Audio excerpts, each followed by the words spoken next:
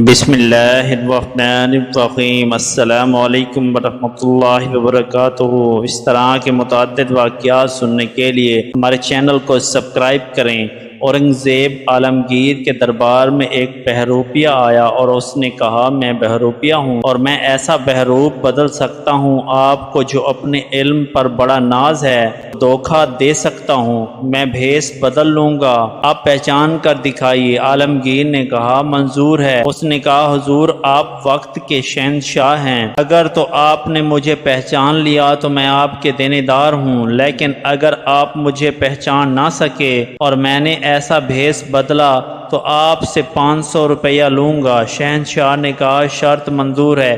1 سال کے بعد جب اپنا لاؤ لشکر لے کر اورنگزیب عالمگیر ساؤتھ انڈیا پہنچا اور مرہٹوں پر حملہ کیا تو وہ اتنی مضبوطی کے ساتھ قلعہ بند تھے کہ اس کی فوجیں وہ قلعہ توڑ نہ سکیں۔ لوگوں نے کہا یہاں ایک درویش ولی اللہ رہتے ہیں، ان کی خدمت میں حاضر ہوں۔ شہنشاہ پریشان تھا، بیچارہ بھاگا گیا ان کے پاس، سلام کیا اور کہا آپ ہماری مدد کریں، میں کل اس قلعے پر حملہ کرنا چاہتا ہوں۔ تو فقیر نے فرمایا نہیں، کل مت کریں، پرسوں کریں، اور پرسوں بعد نماز ظہر۔ اورنگزیب نے کہا جی بہت اچھا۔ چنانچہ اس نے بعد نماز ظہر جو حملہ کیا ایسا زور کا کیا اور ایسے جذبے سے کیا اور پیچھے فقیر کی دعا تھی اور ایسی دعا کہ قلعہ ٹوٹ گیا اور فتح ہو گئی۔ مفتوح جو تھے پاؤں پڑ گئے۔ بادشاہ سیدھا درویش کی خدمت میں حاضر ہوا، حضور یہ سب آپ ہی کی بدولت ہوا ہے۔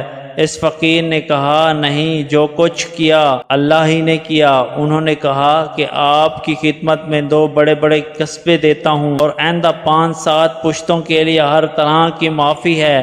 اس نے کہا بابا ہمارے کس کام کے ہیں یہ ساری چیزیں، ہم تو فقیر لوگ ہیں، تیری بڑی مہربانی۔ اورنگزیب نے بڑا زور لگایا لیکن وہ نہیں مانا اور بادشاہ مایوس ہو کے واپس آ گیا اور اورنگزیب اپنے تخت پر آ کر بیٹھ گیا۔ جب وہ ایک فرمان جاری کر رہا تھا عین اس وقت وہ فقیر آیا تو شہنشاہ نے کہا حضور آپ یہاں کیوں تشریف لائے، مجھے حکم دیتے میں آپ کی خدمت میں حاضر ہوتا۔ کندن نے کہا نہیں شہنشاہ معظم، اب یہ ہمارا فرض تھا، ہم آپ کی خدمت میں حاضر ہوتے تو جناب عالی میں کندن بہروپیہ ہوں، میرے 500 روپے مجھے عنایت فرمائے۔ اس نے کہا تم وہ ہو؟ کندن نے کہا ہاں میں وہی ہوں، آج سے 1.5 سال برس پہلے آپ سے وعدہ کر کے گیا تھا۔ اورنگزیب نے کہا مجھے 500 روپے دینے میں کوئی اعتراض نہیں ہے، میں آپ سے یہ پوچھتا ہوں جب میں نے آپ کے نام اتنی زمین کر دی، جب میں نے آپ کے 7 پشتوں کو یہ رعایت دے دی کہ اس میری ملکیت میں جہاں چاہیں جس طرح چاہیں رہیں، آپ نے اس وقت کیوں انکار کر دیا؟